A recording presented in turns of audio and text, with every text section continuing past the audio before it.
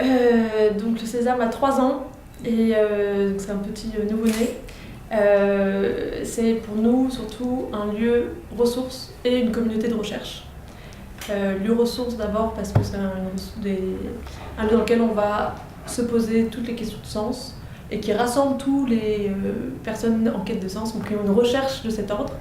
Quelle que soit la façon pour eux de le nommer, qu'on parle de spirituel, qu'on parle de philosophie, qu'on parle d'humanisme, chacun a son vocabulaire, c'est surtout ça qui nous intéresse aussi, c'est que tout le monde vient avec son propre vocabulaire. Nous, on assume le mot spirituel parce qu'on pense que c'est celui qui est le plus à même de rassembler par le haut, on va dire, toutes ces recherches. Et donc c'est un lieu dans lequel on va ouvrir ensemble tous les livres, défricher un peu tous les grands thèmes universels que de tout temps les hommes se sont posés pour construire leur vie, sans frontières d'appartenance à une communauté, à une confession, à une tradition, etc. Tout le monde vient, qu'il soit athée, agnostique, croyant, et puis on remet au centre de nous, déjà notre sociabilité dans le moment, mais aussi de nos vies et de notre désir de vivre ensemble, les grandes questions axiales en fait, de notre humanité.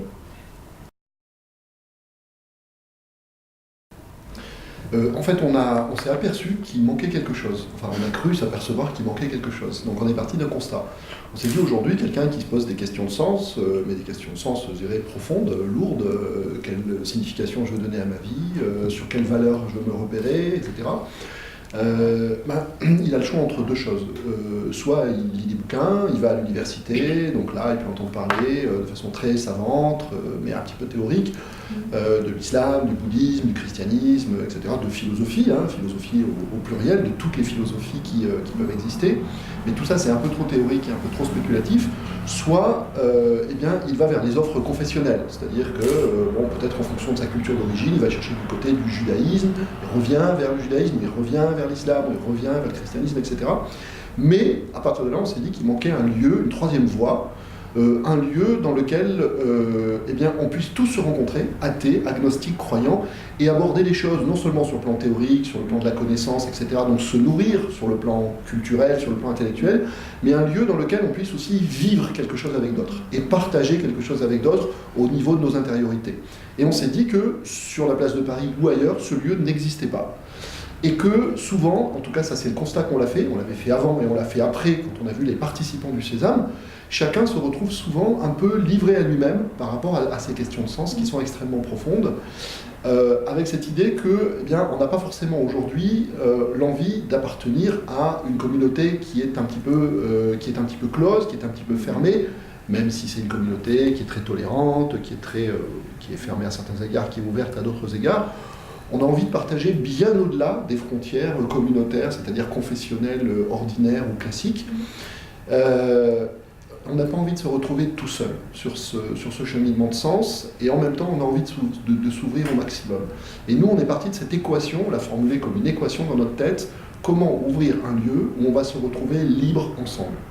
C'est-à-dire libre de trouver ses propres réponses, de choisir son propre chemin de vie, de sens, éventuellement de pratique spirituelle, mais ensemble. C'est-à-dire non plus dans cette position où on est un peu solitaire, où on est un peu livré à soi-même, mais où on se rend compte qu'en réalité on n'est pas le seul de son espèce, on n'est pas le seul à se poser ce type de questions, et que d'autres qui ont d'autres parcours, qui ont d'autres origines, qui ont d'autres cultures, qui ont d'autres croyances ou convictions, en réalité si les réponses sont différentes, les questionnements sont les mêmes. Et que peut-être ce qui nous rassemble au niveau de nos questionnements profonds, de ce qu'on a envie de partager au niveau du cœur, est beaucoup plus puissant et beaucoup plus profond que ensuite ce qui peut nous différencier, voire, hélas, trop souvent, dans la société aujourd'hui, nous diviser. Et qu'est-ce qui, dans vos parcours personnels, professionnels, vous a amené au Sésame? Quel a été le cheminement? Comment vous êtes rencontrés? Comment vous avez abouti à la création du Sésame ensemble? Vous avez du temps pour vous? Non, je vais la faire courte, ce qui n'est pas mon fort. Ça a commencé en 1912, l'hiver 1912. Non, moi rapidement, je suis de culture athée, même plutôt athée pratiquante, même d'une famille socialiste ex-communiste, donc très anti-religieuse.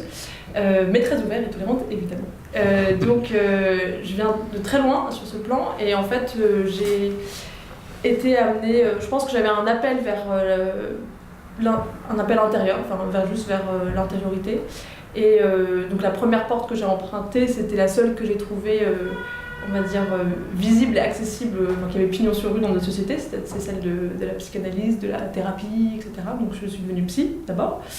Et puis dans ma propre thérapie, j'ai commencé à ouvrir les doubles fonds et j'ai commencé à déterrer aussi mon dinosaure, le judaïsme, c'est-à-dire ma culture d'origine. Donc je me suis profondément, on va dire, mise à redécouvrir mon héritage de manière très personnelle, aussi avec beaucoup d'études, que j'ai rejoint l'Alliance israélite universelle, qui est un programme d'études non confessionnelles, mais que liées à la tradition juive. Et puis, en fait, à ce moment-là, j'ai découvert ce qu'était la spiritualité à travers une tradition de sagesse. Sauf que très vite, j'ai été aussi amenée à assimiler la spiritualité à seulement cette tradition de sagesse. C'est-à-dire, comme souvent dit, qu'importe le flacon pourvu qu'il y ait l'ivresse, sauf que moi, je découvrais l'ivresse, c'est-à-dire une puissance de signification, une mise en contact avec les choses les plus subtiles et les plus revivifiantes de nos existences, revitalisantes, mais au sein du judaïsme. Et donc je me disais quand même, le judaïsme c'est autre chose. Bon non mais évidemment, toutes les religions sont quelque chose, mais quand même le judaïsme, si on a tenu aussi longtemps dans l'histoire, il y a peut-être une raison fondamentale. Bref, je commençais tout d'un coup à avoir tous les raisonnements qui m'inquiétaient auparavant. Donc heureusement, étant élevée dans l'école républicaine française, dans un pays qui a été très courageux aussi et très presque radical dans sa sécularisation, j'ai quand même reçu, je pense, on va dire un vaccin anti tout ça, et qui m'a émis un signal d'alerte. Et je me suis dit, en fait, qu'est-ce qui se passe là? Je suis en train de traîner plus qu'avec des juifs, et surtout que de partager les choses les plus profondes et qui me tenaient plus à cœur qu'avec ceux avec qui je pouvais faire des rites communs, etc. Et je me considérais que c'était aujourd'hui pas normal, et qu'il fallait, que je pouvais trouver une autre façon de faire droit à ces aspirations, mais sans aucune exclusive. Et donc j'ai cherché cette possibilité dans Paris, je ne l'ai pas trouvée. Et la seule chose que j'ai trouvée qui ressemblait à la bonne direction, c'est dans les écrits d'Abdenour, qui lui a vraiment thématisé la quête actuelle et le défi actuel, le défi de notre temps, de trouver une troisième voie par-delà religion et athéisme. Et donc je suis allée le rencontrer en disant, c'est super ce que vous écrivez, mais maintenant il va falloir passer à l'action. C'est bien beau les philosophes. Donc il va falloir qu'on fasse quelque chose. On ne savait pas du tout quoi, mais ça a donné quelques temps après le César. Enfin, c'est surtout moi qui ne savais pas du tout quoi. Heureusement que tu es arrivé pour me donner des idées concrètes et pratiques. C'est vrai. De mon côté, les choses sont aussi, c'est ancien, hein, c'est un questionnement ancien. Moi j'ai commencé à écrire sur l'islam il y a plus de 15 ans maintenant, publié à écrire sur l'islam il y a un moment. Hein. Et puis, en fait, je me suis rendu compte de quelque chose par mes lecteurs. C'est-à-dire que de livre en livre, puisque j'ai écrit sur l'islam, je n'ai pas écrit que sur l'islam non plus, mais de livre en livre, je voyais des gens qui venaient me voir quand je faisais des conférences, etc., ou des signatures, et qui me disaient, vous savez, moi je ne suis pas du tout musulman, je ne connais rien à l'islam, j'ai lu votre bouquin, et en fait je m'y suis retrouvé. C'est-à-dire que je me suis rendu compte que les questions que vous posez, vous, par la porte d'entrée islam ou du côté de l'islam, c'est des questions qui sont en résonance avec mon propre vécu, c'est-à-dire que moi aussi, je suis issu de telle ou telle tradition, j'ai un rapport X ou Y avec cette tradition, je suis encore croyant, je suis plus pratiquant, je suis plus croyant, je suis plus pratiquant, etc., ou je suis croyant, pratiquant, mais je me pose des questions, enfin tous les cas de figure étaient là. Mais j'ai l'intuition qu'on est dans une époque qui est très nouvelle par rapport aux époques religieuses, donc j'ai l'intuition qu'on est à la fois dans cette situation où on a quelque chose à récupérer de nos héritages, hein, et en même temps à réinventer. Voilà. Donc voilà. Et c'est ça qui est extrêmement à la fois passionnant, exaltant et difficile. Et j'ai l'impression que c'est ce que vous essayez de faire avec l'islam. C'est-à-dire que vous continuez à aller chercher des choses dans la tradition, dans les textes sacrés ou dans les grands textes de sagesse, de sainteté, et en même temps, vous essayez de les faire signifier d'une façon qui est tout à fait nouvelle et qui parle à la femme ou à l'homme d'aujourd'hui. Et à ce moment-là, j'ai eu un déclic. Donc grâce à ces lecteurs, je me suis dit, mais en fait, moi, ce que j'ai fait à partir de l'islam, on est tous aujourd'hui amenés à le faire, c'est-à-dire qu'on a tous les mêmes questionnements. Comment donner une dimension spirituelle à nos vies, c'est-à-dire à la fois, comme tu dis, une signification qui va nous nourrir intellectuellement, qui va nourrir notre raison, notre conscience, mais en même temps qui va nous engager dans un certain chemin de vie, qui va aussi travailler nos intériorités, travailler à transformer et à irriguer nos intériorités, en reprenant quelque chose du passé et en inventant quelque chose pour le présent et l'avenir. Voilà. Donc, à partir de là, A plus B égale X, comme on dit dans Astérix, il fallait ouvrir un lieu, laboratoire, et c'est un peu le sésame, c'est-à-dire ce lieu laboratoire, où on arrive tous d'horizons différents, avec donc cette promesse de pouvoir s'enrichir d'expériences et de cultures qui sont différentes les unes des autres, en même temps face au même questionnement. Comment aujourd'hui, dans les conditions de la vie contemporaine, où on est tous agités du bocal, sur nos portables, bientôt guettés par l'homme augmenté et le transhumanisme, enfin, il y a tout un ensemble de choses qui mettent la condition humaine aujourd'hui en mutation, véritablement, de façon très très importante, donc des défis qui nous sollicitent, et on se rend compte que, curieusement, plus on va vite vers l'avenir, plus on a rendez-vous avec les vieilles questions. Comme si le fait d'aller très très vite vers l'avenir nous obligeait à nous retourner peut-être une dernière fois vers le passé pour aller chercher quelque chose qui peut nous éclairer pour le temps présent. Mais qui ne sera pas un ensemble de réponses qu'on pourrait déjà trouver, déjà constituées dans les textes, comme si les textes étaient des boîtes à outils qui nous disent « tu fais ceci » ou « tu crois en cela », mais du grain à moudre, de la matière, pour nous aider à réfléchir et à inventer ensemble. Ça nous paraît très très très important, une vie spirituelle pour aujourd'hui, dans une fraternité qui soit non communautaire, non conventionnelle, non confessionnelle, mais universelle. Donc, par rapport à ce que disait Inès, cette formule qu'on emploie souvent, par-delà religion et athéisme, on n'a rien contre la religion, on n'a rien contre l'athéisme, on a quelque chose contre les dogmatismes, c'est-à-dire contre l'idée que l'un ou l'autre peut, la conviction que l'un ou l'autre peut avoir de détenir une vérité qui serait déjà faite, qui serait prête à l'emploi et qui devrait valoir pour tout le monde. Ça, nous, on pense que non, la vérité est toujours du côté de la singularité, c'est-à-dire de ce que chacun élabore, pas forcément de façon solitaire, mais en tout cas par lui-même. Et donc on a voulu à ce moment-là créer le Sésame comme ce lieu où on cherche ensemble. L'expression aussi que l'on emploie souvent, c'est ce lieu qui est une communauté de recherche, voilà, une communauté de questionnement dans lequel on vient tout entier aussi. On vient réfléchir, mais on vient aussi vivre une expérience de partage, parce que comme l'a dit Inès, ce sont des questions, il n'y a pas plus intime que ces questions-là. Et je crois qu'on est dans une société où on a perdu je dirais presque une dimension de la culture, c'est-à-dire à la fois la capacité et l'opportunité d'aborder ces questions-là ensemble. Donc on les réserve aux forts privés, on les réserve à des cercles de proches ou à des cercles d'amis. Nous on pense qu'on peut faire mieux, c'est-à-dire redonner un vrai droit de cité à ces questions spirituelles. Et certains diront même pas spirituelles, d'ailleurs ils diront existentielles, comme tu l'as dit, philosophiques, personnelles, etc. Peu importe les mots, d'autant plus que ce dont on fait l'expérience au Sésame, c'est d'inventer petit à petit, séance après séance, année après année, une espèce d'espéranto spirituel, c'est-à-dire une langue un peu nouvelle, dont on peut partager les mots. Voilà. Et donc ce lieu laboratoire, concrètement, c'est quoi? Comment ça fonctionne? Moi je sais très bien, du coup je vous pose la question. Comment ça fonctionne? C'est tous les combien? Il y a combien de participants? Un atelier, ça ressemble à quoi? Etc. etc. Okay. Alors, je ne vais pas commencer par ce que c'est, mais parce que ça sera, ça serait, ce qu'on espère que ça devienne. Pour nous, vraiment, l'urgence, on le dit comme ça, c'est qu'à Paris existe un grand centre de culture spirituelle. C'est pour ça qu'on appelait Sésame Centre de culture spirituelle.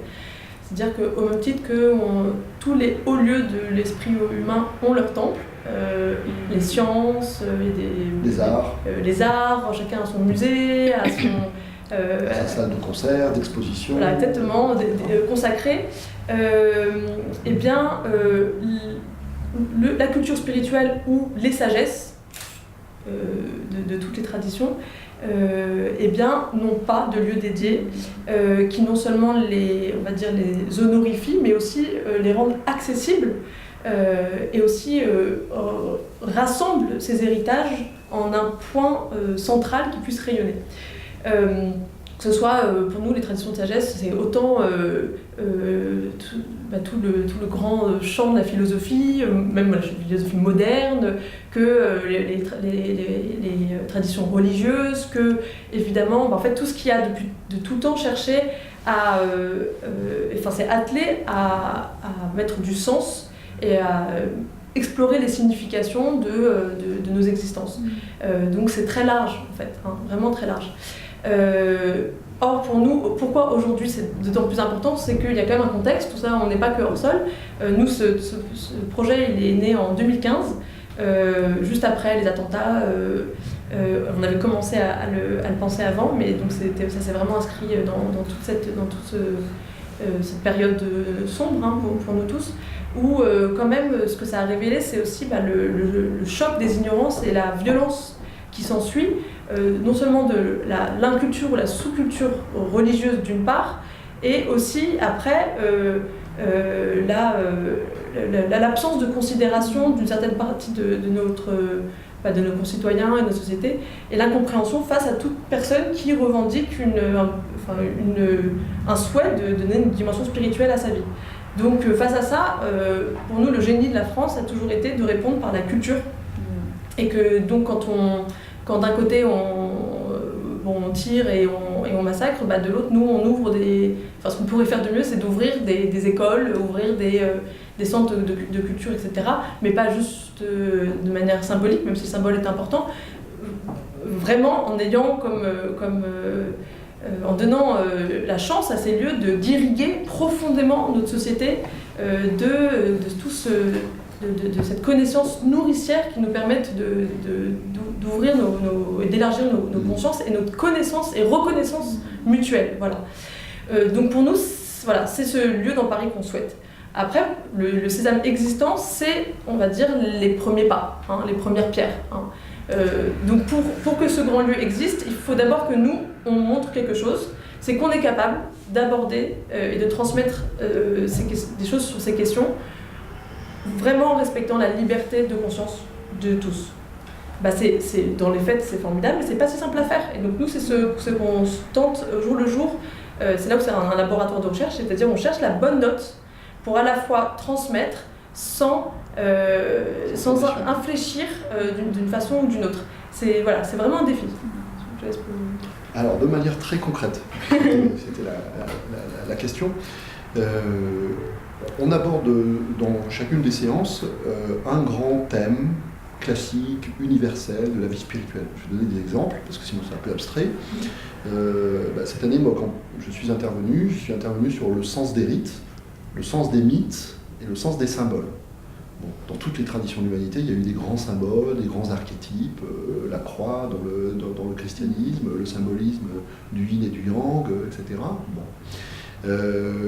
Le sens des rites, la question ici c'est est-ce qu'il peut y avoir une existence humaine qui ne ritualise rien du tout, hein, c'est-à-dire dans laquelle il n'y a pas une action à valeur symbolique, là encore, ajoutée très forte, par laquelle l'individu va codifier, dans laquelle il va inscrire son existence lorsqu'il cherche des moments de grand rendez-vous avec lui-même, des moments qui lui permettent d'intérioriser ses questionnements, de se recentrer, de se ressourcer, etc. etc.